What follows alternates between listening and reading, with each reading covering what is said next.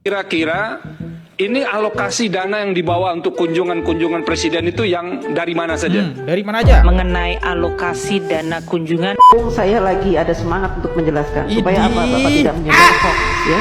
Bapak tidak berpikiran jahat terhadap pemerintah. Kan apa yang sudah dilakukan masing-masing menteri. Terbongkar sudah di sidang PHPUMK atas keterangan Menku Sri Mulyani. Ternyata selama ini presiden kita rela memotong dana operasional demi kepentingan masyarakat. Guys, kembali lagi di channel FKR Project yang selalu memberi kalian konten-konten yang menarik dan aktual tentang kasus-kasus yang lagi viral maupun sedang trending di sosial media. Topik yang pengen bahas kali ini, Sri Mulyani membongkar sosok Jokowi. Agak kaget sih, ternyata nggak sesuai harapan 01 sama 03. Waduh, ya kita nggak usah berlama-lama, kita coba mulai aja videonya tentang klarifikasi Sri Mulyani apakah dana APBN itu dipakai buat bansos oleh Jokowi, alih-alih buat kampanye Gibran dan Prabowo. Ini kan yang dituduhkan 01 sama 03. Makanya akhirnya 4 menteri dipanggil. Tapi ya kita lihat lah ya gimana klarifikasi dari Sri Mulyani. Buat teman-teman yang baru mampir, jangan lupa guys, kalian bantu gua dulu dengan klik tombol subscribe-nya. Yang udah klik tombol subscribe, gua ucapin banyak-banyak terima kasih. Yang belum, diklik dulu tombol subscribe-nya. Oke, teman-teman yang pengen mensupport channel ini, teman-teman bisa langsung aja klik super thanks di bawah, dan di situ bisa kalian berkomentar apapun buat disampaikan penonton, karena komentar dari teman-teman semua bakal kita bacakan di akhir video. Gak usah berlama, kita bakal mulai videonya sekarang juga. Let's go!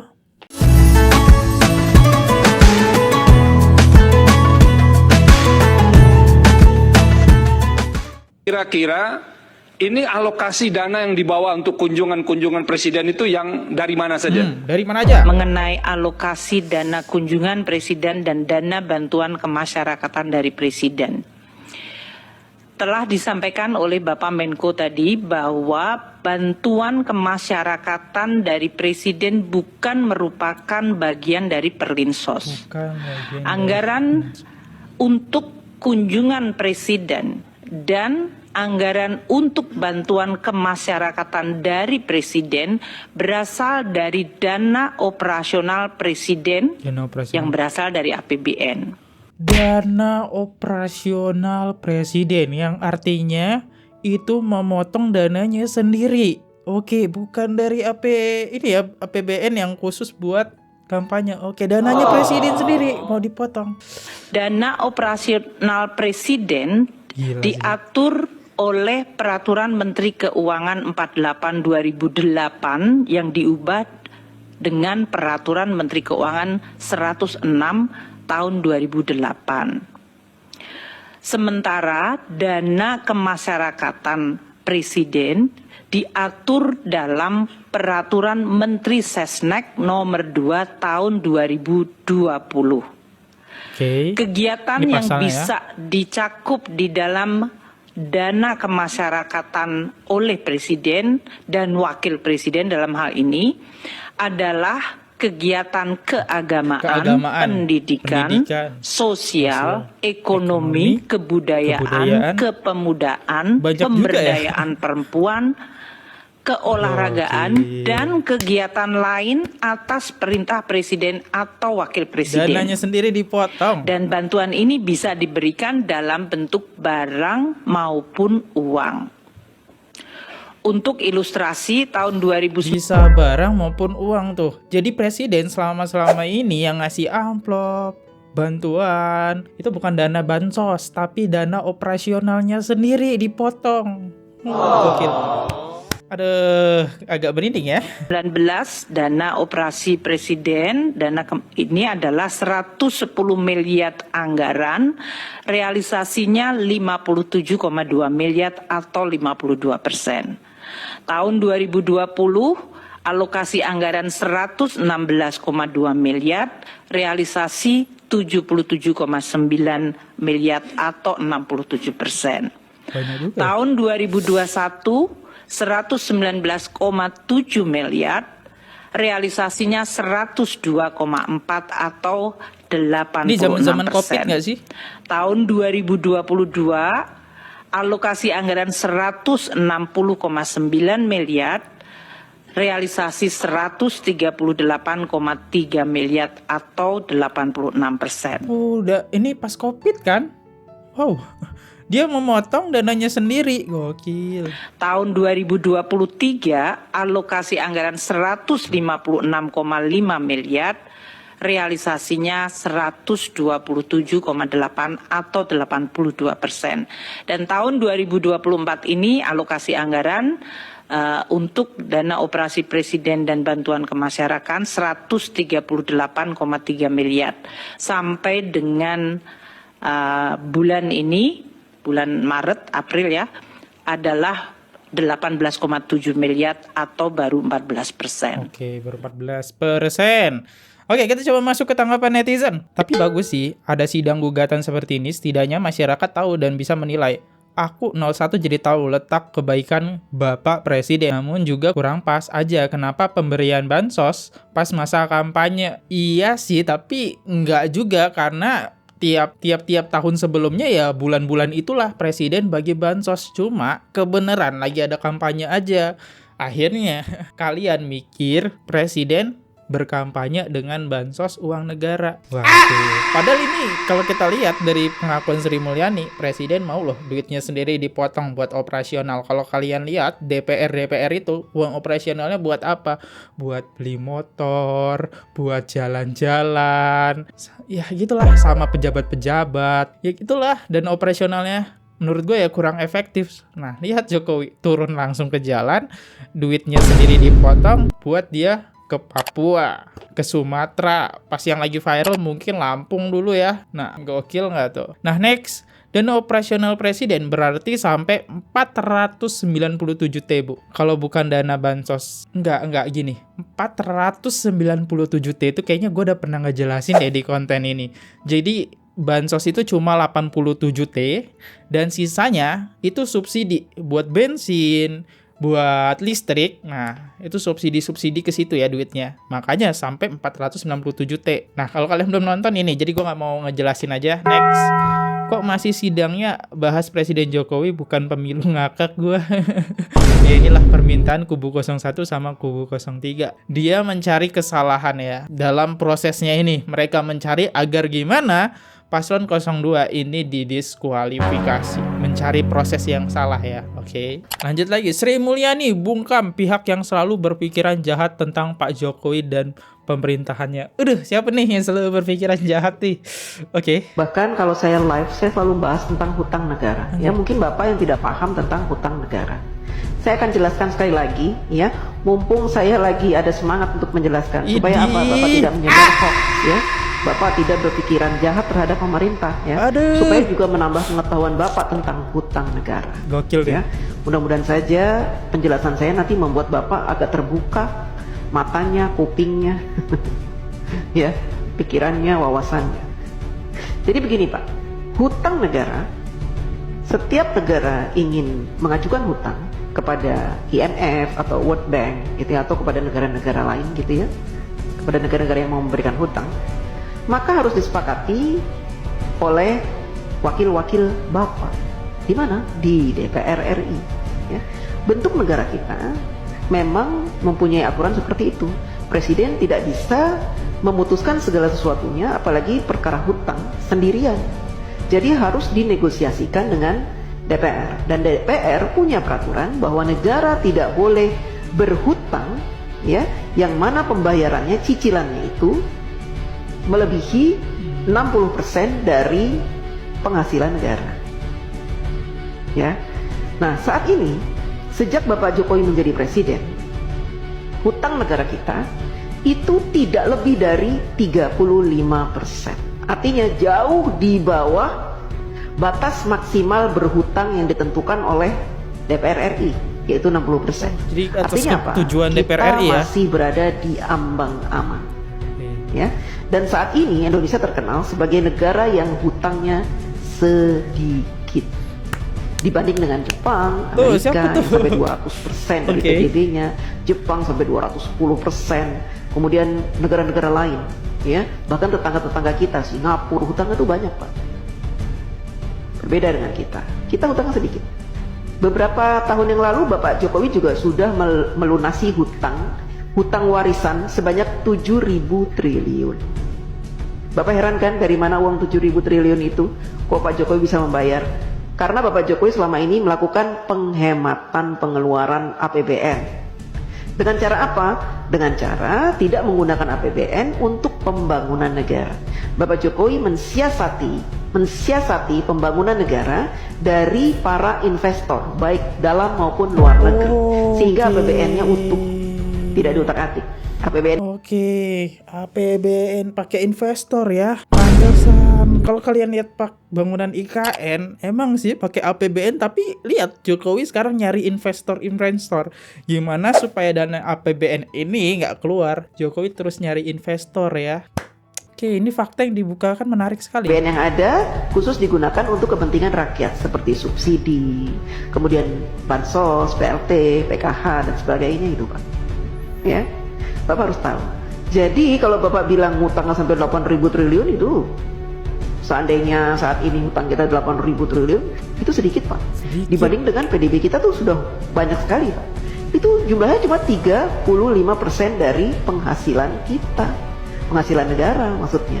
Ya Pak? Jadi masih di ambang batas wajar. Anak cucu kita nanggung. Tidak Pak, dulu juga gitu. Katanya Pak Harto berhutang banyak sampai 20.000 triliun, nanti anak cucu nanggung. Saya tidak merasa menanggung. Saya sudah dewasa, sudah besar, sudah tua setua ini, tidak pernah saya merasa menanggung beban hutang negara, tidak. Itu kan hanya kiasan-kiasan yang diberikan oleh orang-orang yang membenci pemerintah. Ya, jadi mereka membuat rumor-rumor seperti itu supaya apa? Supaya kita membenci pemerintah. Kan gitu. Kita orang awam tidak pernah diberikan pemahaman tentang hutang negara, sehingga yang ada di pikiran kita, hutang, negara berhutang, nanti anak cucu kita akan membayar. Tidak Pak.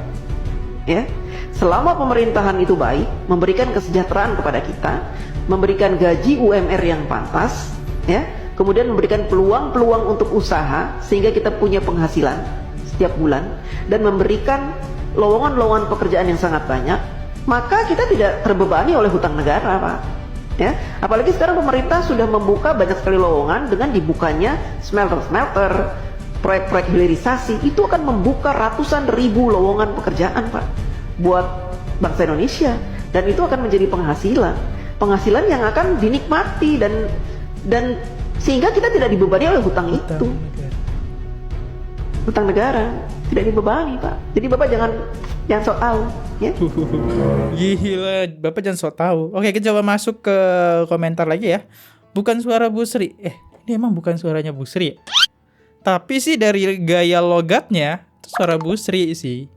Yang tahu ini suara Bu Sri atau bukan guys. Tapi kalau menurut gue sih suaranya Bu Sri ya, karena dari logatnya ya. Oke, lanjut lagi. Ini suara Ibu Menkum Sri Mulyani, tapi waktu liputan di acara Rossi. Tapi nggak apa-apa lah. Informasinya ini sangat berguna juga ya. Dia tuh cara pemerintahan Indonesia menutup hutangnya. Kenapa bisa berkurang? Dengerin nih. Kalau kata Bu Sri Mulyani tadi, ini yang membenci pemerintah nih. Tuh dikasih tahu ya. Kan bisa tidak hutang. Terus kan bisa juga menghemat uang biar tidak sampai hutang. Anda lah lebih paling pintar ya. Lanjut. Dengerin tuh guguk abah. Yang bilang ini bukan suara Bu Sri Mulyani. Iya. Ini suara Bu Tarwiyah. Bu Tarwiyah lagi dibawa. Tapi gue kangen juga ya sama Bu Tarwiyah. Gak pernah demo lagi semenjak viral dia. Next. Sri Mulyani, penyusun APBN 2024 tidak dipengaruhi siapa-siapa tuh. Dengerin tuh, tidak dipengaruhi siapa-siapa tuh. Kalau masih kurang kuat ya. Lini masa penyusunan APBN 2024 disandingkan dengan proses tahapan pemilihan presiden dan wakil presiden tahun 2024 yang dilakukan oleh KPU, waktu penetapan Undang-Undang APBN 2024 telah selesai bahkan sebelum waktu penetapan pasangan calon presiden dan wakil presiden pada tanggal 13 November 2023. Atau bahkan penetapan Undang-Undang APBN 2024 telah selesai sebelum batas waktu pendaftaran pasangan calon presiden, wakil presiden yang dijadwalkan pada tanggal 25 Oktober 2023. Dengan demikian, dapat kami pastikan penyusunan APBN 2024 ini 2024 dan penetapan menjadi undang-undang tidak dipengaruhi oleh siapa-siapa yang akan maju menjadi pasangan calon presiden dan wakil presiden pada pemilu 2024. Dengar ya, tidak dipengaruhi siapapun. Oke, ya. Ini sebenarnya udah terjawab dari awal mulanya kita ngebahas Sri Mulyani di konten yang sebelumnya. Pas ditanya Bu Sri pengen dipanggil ke MK, dia nggak mau ngejawab apapun ya sama wartawan, dia hanya senyum-senyum aja. Ternyata dia malah memuji Jokowi di MK ini ya. Dan kalau kalian nanya nih, kalau nggak percaya, Bu Sri Mulyani adalah kadernya dari partainya Pak Jokowi, anak buah Jokowi. Hey, kalian bisa lihat ya di sini. Bu Sri Mulyani itu dari partai PDIP yang otomatis dia lebih condong ke Ganjar dan Mahfud ya. Dan baru-baru ini bahkan Hasto ungkap Sri Mulyani dan Megawati itu rutin bertemu di tanggal 5 Februari 2024. Nah, kalau misalnya Bu Sri Mulyani ngedukung Jokowi, ini agak meragukan. Apalagi dia udah disumpah. Walaupun sumpahnya bukan di persidangan. Bakal gua jawab di konten video yang ini. Kenapa tidak disumpah? Mungkin ada pertanyaan Tidak itu. disumpah. 4 menteri kabinet Jokowi yang bersaksi di sidang sengketa Pilpres 2024 di MK tidak diminta sumpah selayaknya saksi dan ahli yang dianjurkan permohon dan termohon. 4 menteri tersebut adalah Menko PMK, namanya susah ya. Ada payung yang harus saya sampaikan atau kerangka yang harus kita ya. sampaikan dulu. Oke. Kehadiran Bapak Menko dan Ibu Menteri ini kenapa tidak disumpah? Kenapa tidak Mungkin disumpah? ada pertanyaan itu. Beliau itu tidak disumpah karena sumpah jabatan yang dilakukan di istana pada waktu dilantik menjadi menteri melekat sampai pada waktu memberikan keterangan di persidangan ini. Jadi Bapak Menko dan Ibu Menteri itu memberikan keterangan di sini di bawah sumpah di pengadilan. Tuh diingetin tuh sama MK tuh, ya udah diingetin tuh. Jadi biar nggak ada sindir-sindiran lagi ya. Ini udah disumpah pada waktu dia dilantik itu udah disumpah ya. Memberikan keterangan sejujur-jujurnya ya. Berarti udah disumpah ya. Jangan bilang belum disumpah. Ini sudah disumpah. Yang menarik ternyata ya disampaikan oleh Hakim MK nih. Tolak usul kubu 03 panggil presiden. Presiden masih dipanggil. Seberapa rendah jabatan Presiden Jokowi sampai dipanggil ke MK ya. Nah, kita coba dengerin pendapat dari hakim nih. Wah, gokil sih. Terutama mendapat perhatian yang sangat luas dan kemudian didalilkan oleh pemohon itu cawe-cawenya kepala negara. Cawe-cawenya kepala negara. Nah, cawe-cawenya kepala negara ini Mahkamah sebetulnya juga kita memanggil kepala negara Presiden Republik Indonesia. Iyalah, nggak layak Kelihatannya lah. kan kurang elok. Nah, kurang elok. Karena presiden sekaligus kepala negara dan kepala pemerintahan. Kalau hanya sekedar kepala pemerintahan akan kita hadirkan di persidangan ini.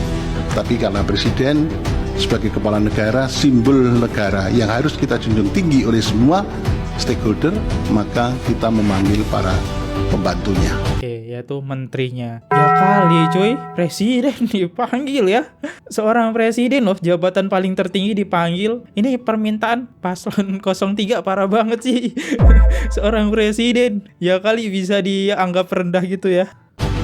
Dan pembantunya ini yang berkaitan dengan dalil pemohon. Kenapa kita panggil? Itu karena begini. Kenapa? Dalil pemohon mengatakan keberpihakan lembaga kepresidenan dan dukungan Presiden Joko Widodo dalam Pilpres. Nah, itu kemudian memunculkan beberapa hal. Apa itu halnya? Satu, cawe-cawe yang sudah saya sebutkan Cawe-cawe. tadi. Kemudian keterlibatan ASN, TNI, Polri yang tidak netral. Dia ada sangkaan, dugaan PJ Gubernur, Bupati, Wali Kota yang PJ itu juga ikut bermain di situ. Ini sangkaan atau dugaan yang perlu dibuktikan di persidangan ini. Kemudian ada peran serta lurah kepala desa juga yang ikut cawe-cawe, ikut menggalang massa, dan kemudian bansos yang dianggap mempunyai korelasi dengan elektoral.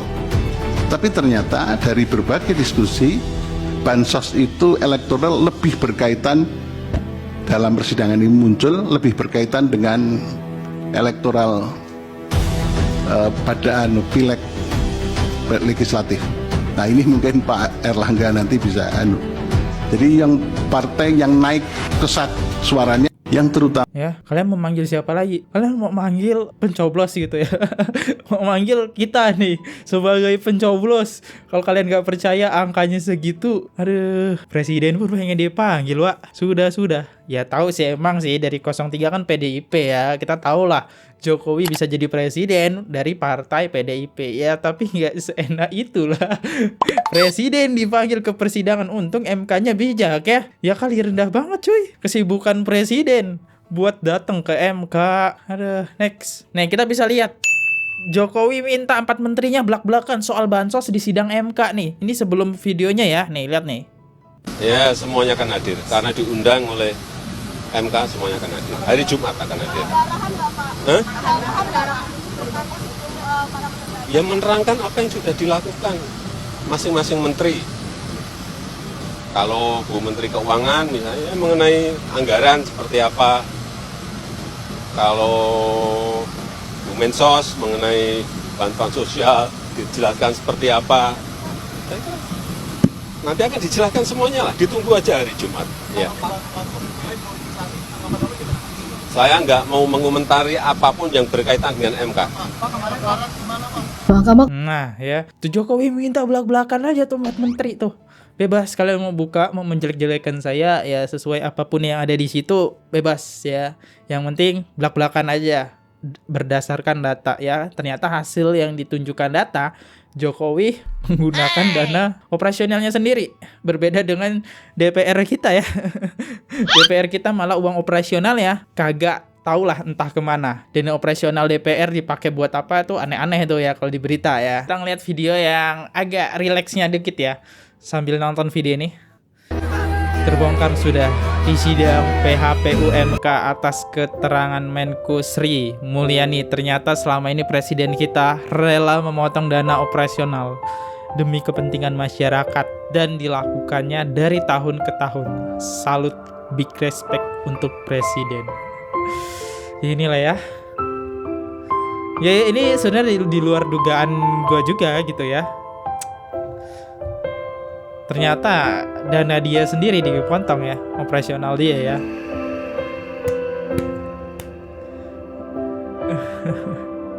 Keren sih ya. Ini alasannya kenapa Indonesia mulai mengurangi utang-utangnya ya.